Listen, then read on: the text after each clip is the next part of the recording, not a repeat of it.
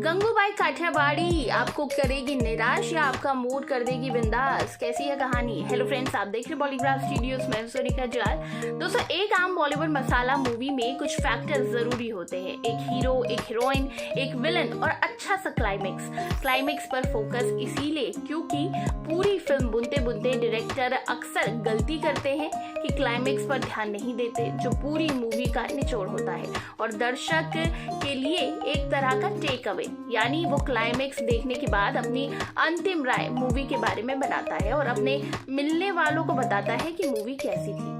संजय लीला भंसाली की इस मूवी में तीन हीरो होने के बावजूद कोई हीरो नहीं है, आलिया भट्ट ही हीरो है और वही हीरोइन, दूसरे कोई विलन भी नहीं है। विजय राज पहले विलन लगते हैं लेकिन वो छोटे स्तर के विलन साबित होते हैं। तीसरे, मूवी का कोई क्लाइमेक्स ही नहीं है, था भी तो सेंसर बोर्ड ने एक ऐसा सीन काट दिया जिसकी लोग चर्चा करते। यूं भी ये मूवी संजय लीला भंसाली के लिए बड़ा रिस्क है क्योंकि कहाँ वो बाजीराव मस्तानी, पद्मावत और रामलीला जैसी मूवीज रणवीर दीपिका जैसे स्टार कपल के नाम पर बनाते रहे और कहाँ बिना हीरो के लिए अकेली हीरोइन आलिया भट्ट।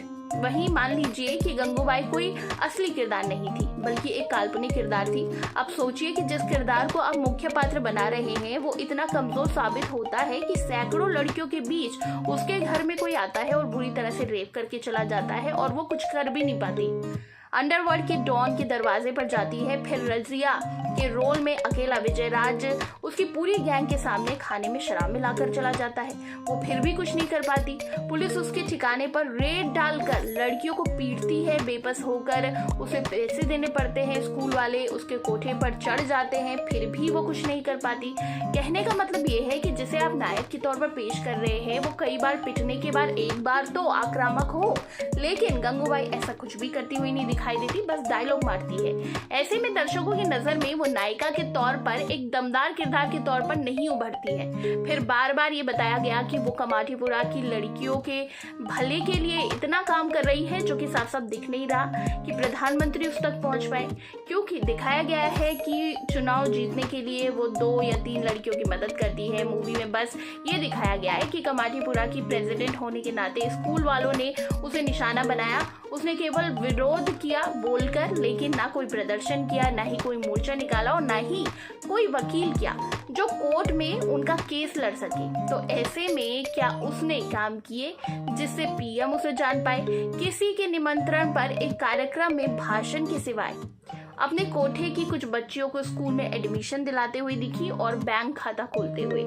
तो एक स्ट्रॉन्ग तरीके से पेश किया जाना था आलिया भट्ट को, जो कि नहीं किया गया।